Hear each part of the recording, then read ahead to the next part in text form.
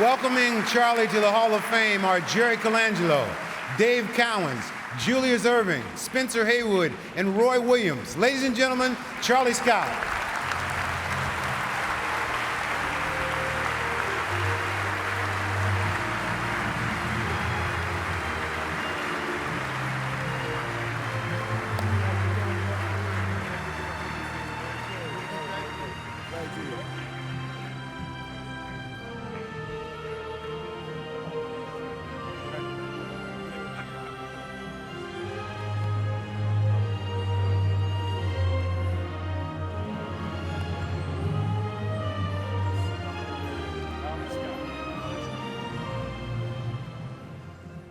Thank you.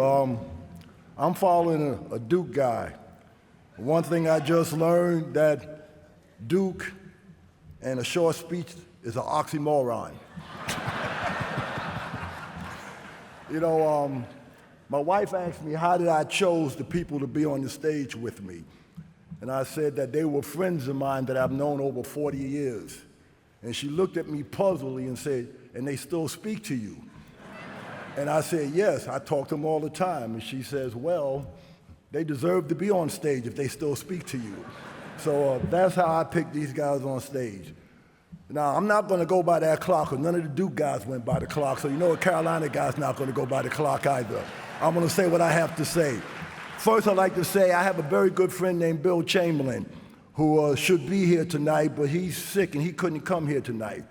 But he wanted to give me something to say. But after talking to me, he said, well, if I give you a speech, I know you're not going to say it anyway, so just go ahead and say what the hell you're going to say, and I'll just go with that.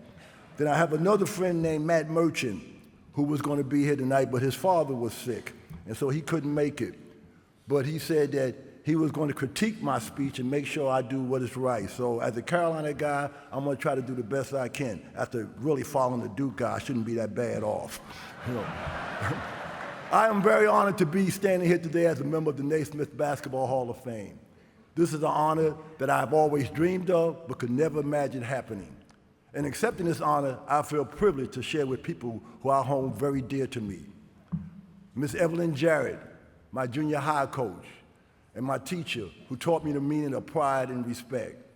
Mr. and Mrs. Frank McDuffie, my high school coach and teacher who were my guardians throughout my high school years. John Lotz, my college assistant coach, my biggest fan, but most importantly, the best man at my wedding.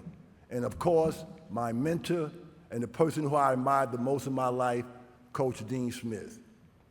My story begins with Lefty Driesell. From the very first day we met, Lefty, you have been and will always be a close friend. I am so happy to be sharing this honor with you today, and as well as enjoying yours. A friend of mine asked me when he saw us in San Antonio, he said, well, you know what? He said, that white guy up on the stage really likes you. I said, no, I really love him.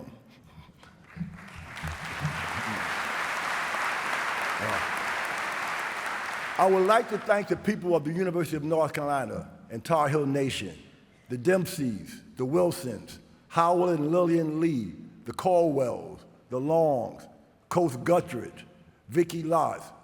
Those people made me feel like I was part of their family. We all been shining examples of the ability of others to influence one's life simply by being there for him. My story really begins in the streets of New York. Circumstances made it that by the time I was 14, I was forced to raise myself. With the death of my father and the separation of my mother from me, I had no immediate family. Therefore, I was forced to be raised by my friends, who had no idea that they were now my family. Friends like Sonny Johnson, Skip Hayes, Big Al, Billy Meggett, Lonnie Robertson, and Red Cardo. I named these people because I have never before let them know how vitally important they were to me in my maturation process. Thank you guys for being there when I had no one.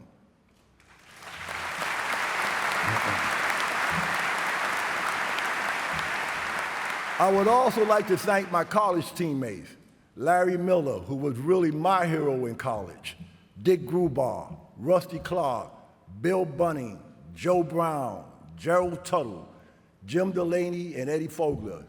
You guys stood shoulder to shoulder with me and took abuse that you didn't have to and never wavered. Thank you, Archie Clark, Sonny Hill, and Sam Jones, for being my mentors in the NBA. You never strayed from giving me advice on how to be a professional. Lucius Allen, Al, Nelson, Mike Bannum, Howard White, John Lucas. You guys have always been my friend and just a phone call away. I never told you how much this meant to me. For those of you on the stage, especially, I'll start with you, Roy. You represent all that is good at North Carolina. This is my school, and I'm very proud of what I've accomplished there. But I'm just one of hundreds that Coach Smith prepared, not just for basketball, but for life. You have carried on his tradition of integrity, honesty, and more importantly, loyalty. I am so very proud that you named your son after me.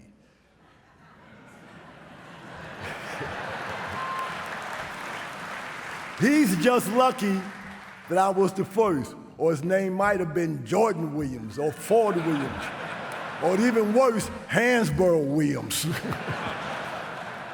Dave and Julius, two of the nicest guys in the world. I made both of you great rebounders when you played with me. You have been my friends forever, and you personify everything that is good in people. Jerry, you made my dreams come true. You brought me into the NBA.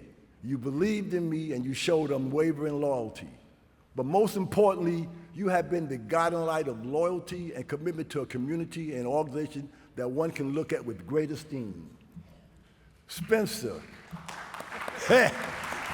Spencer. What can I say about a person from the day we met has been my brother, my friend, but more importantly, the one that has always there to pick me up and not let me give up on myself. So many times, and I know you remember in Russia, when I used to drink that milk and I wanted to go home because I was hungry, you wouldn't let me quit. You and Joe fueled me with inspiration to keep fighting for a dream that we had together. For the three of us to be in the hall complete my friendship circle and overwhelms me with pride. I love you for that. Finally, and I'm on the clock and I'm still doing well. Finally, to my family, Trudy, Holly, Simone, Shannon, and Sean. I once asked a friend to give me an impression of how he felt about me, both good and bad. And I want y'all to raise your hand if y'all disagree with anything he said. His response was, people sometimes might take your aloofness as arrogance. You can become very demanding in getting your way. I guess y'all agree with that. You don't know when to let things go. You're not raising your hands yet. You never give compliments. Thank you very much, fan. I know y'all love this one. Being from New York, you think you're always right. But the shocker was his next sentence, which was, now let me tell you about your bad points. This was the individual you guys had to deal with.